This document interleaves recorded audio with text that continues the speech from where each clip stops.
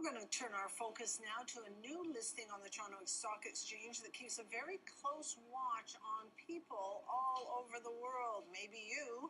High-tech surveillance provider Avigilon Corporation of Vancouver made its debut on the TSX on Tuesday, and joining us is the company's CEO, Alex Fernandes. Good morning, Alex. Thank you very much for joining us.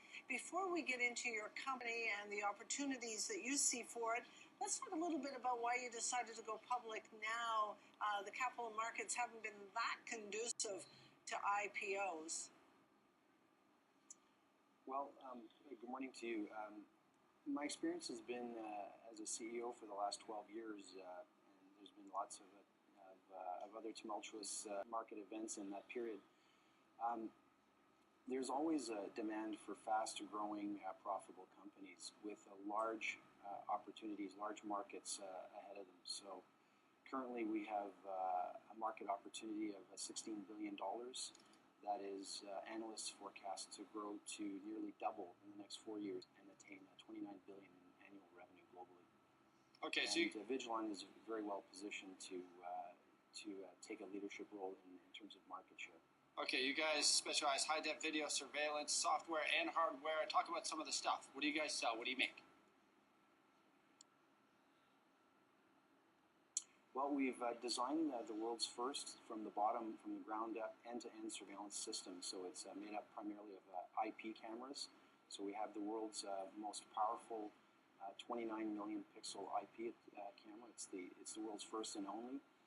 But it's not just the cameras. You also need the software and the recording hardware to record all that video and manage it and view it, push it out over the internet, and be able to view it remotely on either a smartphone or a laptop. As you say, it's not just about the camera, but it's quite interesting that your cameras are made in Canada. Tell us a little bit about that, because I can't remember the last time, if ever, I've heard about cameras being manufactured here. True enough. Many people think you have to go to Mexico or China or some other foreign market to place to manufacture. And the reason we do it here mainly is we have better quality control, so much tighter quality control, and also faster delivery times. So our product doesn't have to sit on a boat and get across the ocean, and also for much more rapid prototyping. So our product development team is able to go from design to production much faster, because when you outsource manufacturing offshore, typically there can be 3 to 6 months of time just to tool up and get a factory up and running.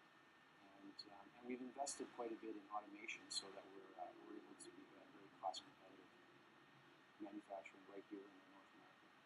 Let's talk about your markets. In terms of size, you said about $16 billion, and I think your stuff, if we look at Canada, we're looking at the Rogers Centre, for example, in Toronto, but only 5% of your revenue is from this country. Where is all of your stuff? Where's your gear around the world?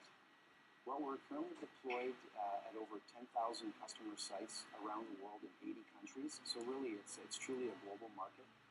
And approximately 40% of our revenue is coming out of North America.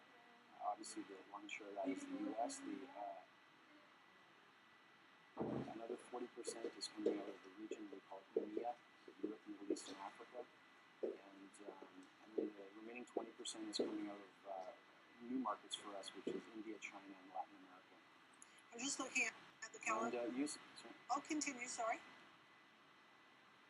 Oh, and I was just going to say, and we're deployed throughout the world in a range of different, many countries, but also in different applications, big and small. So, for example, we're deployed in the UK at British Associated Ports, monitoring sea traffic. We're installed at a stadium in Canberra, Australia, sports stadiums throughout the world. We've done a significant large airport in Saudi Arabia, one of the largest, King Abdulaziz Airport, International Airport, San Diego Metro Transit Authority. So there's a broad range of locations and applications for our technology and products. So your cameras are watching us everywhere. As you mentioned, it's a $16 billion industry right at the moment. Last year you had about $32 million in sales. First half of this year, $26 million. And I'm just looking at the calendar. I understand you're going to be reporting your results on the 14th of November.